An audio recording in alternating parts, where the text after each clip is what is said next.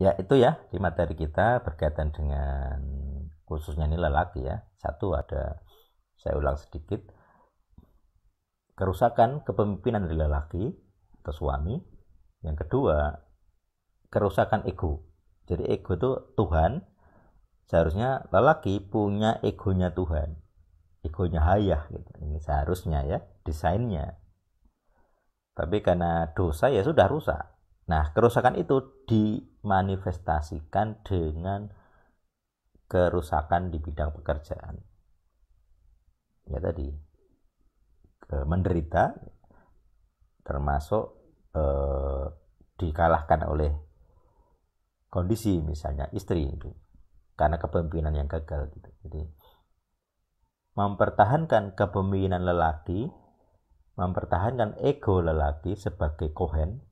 Jadi egonya itu bukan ego egois sebenarnya, tapi lebih ke aku punya harga diri gitu. Ini yang kadang para wanita sulit memahami memang. Jadi para wanita kan tidak punya desain ego yang seperti para pria gitu. Jadi kadang mereka heran kenapa lelaki harus berkompetisi, kenapa suka hobi-hobi yang kompetitif gitu. Bagi wanita itu menyusahkan, mereka tidak bisa sadar gitu bahwa kompetisi itu sesuatu yang menyenangkan begitu. Bagi para pria sudah biasa dan kompetisi. Bagi para wanita buat apa? Tapi memang desainnya begitu ya, gimana lagi gitu ya. Kalau ini bahkan ada dalam desain pembuahan di sel-sel kita gitu. Untuk terjadinya zigot itu kan sel-sel sperma harus berkompetisi dengan yang lain untuk menuju ke sel telur. Kompetisinya ada secara kimia itu kan ada apa namanya? Bisa mati di tengah jalan lah gitu ya sel spermanya itu. Entah karena salah belok gitu kan atau dia berhenti, dia kehilangan. Jadi ada sel sperma yang tidak bisa berenang dengan baik karena struktur selnya cacat gitu ya. Jadi tidak bisa kencang jalannya itu. Seharusnya dia kan kayak muter gitu ya, kayak spiral gitu cara berenangnya.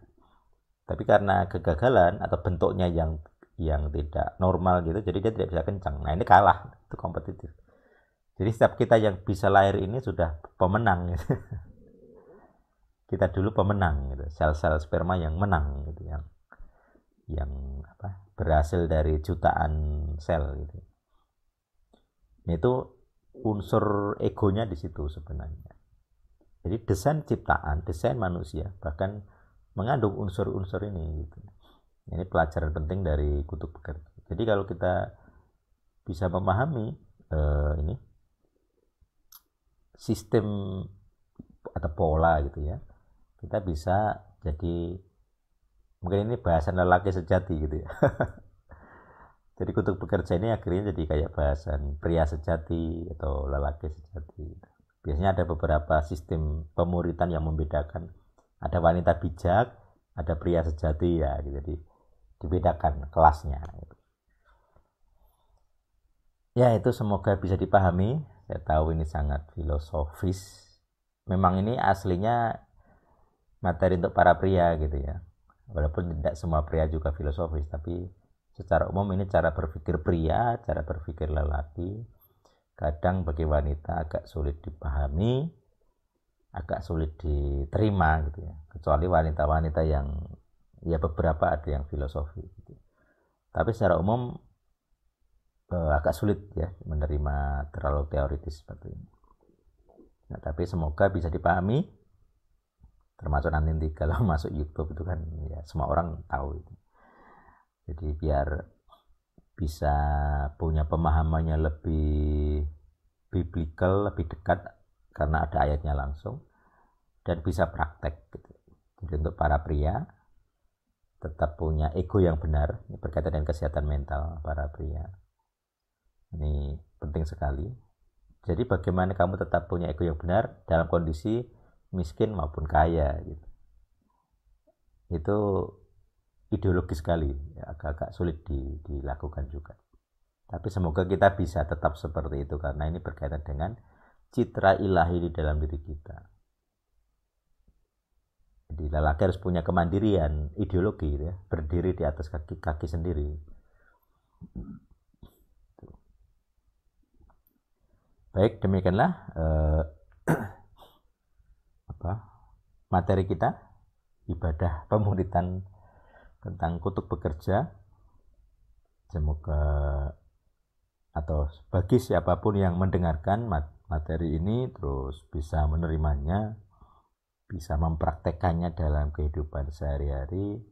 Biarlah kalian semua diberkati dimanapun kalian berada, keluarga kalian diberkati, anak cucu diberkati, kesehatan kalian diberkati, sehat jasmani, sehat rohani, sehat jiwani, jadi tidak stres, tidak gangguan-gangguan mental lah gitu.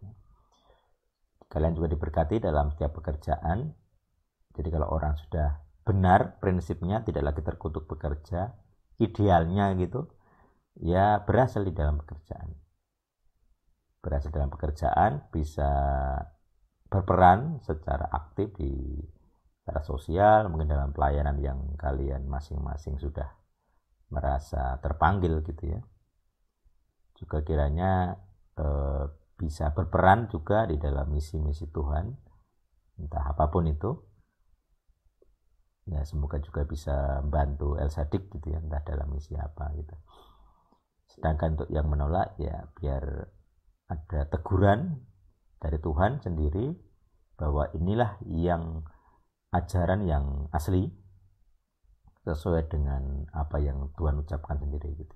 Di dua itu penting sekali, 2 poin itu penting sekali. Biarlah Tuhan sendiri yang menegur, karena sekarang sudah diajarkan, jadi orang tidak bisa berdalih gitu ya. Baik, demikianlah, semoga bisa menjadi berkat bagi kita semua anggota El Sadik dan juga dunia ketika nanti di publik gitu ya. Dalam nama Tuhan kita Yesus Sang Masiah. Amin. Oke, silakan buka. Selamat malam semua. Terima kasih. Ya, terima kasih ya. Terima kasih sudah aktif. Semoga bisa praktek.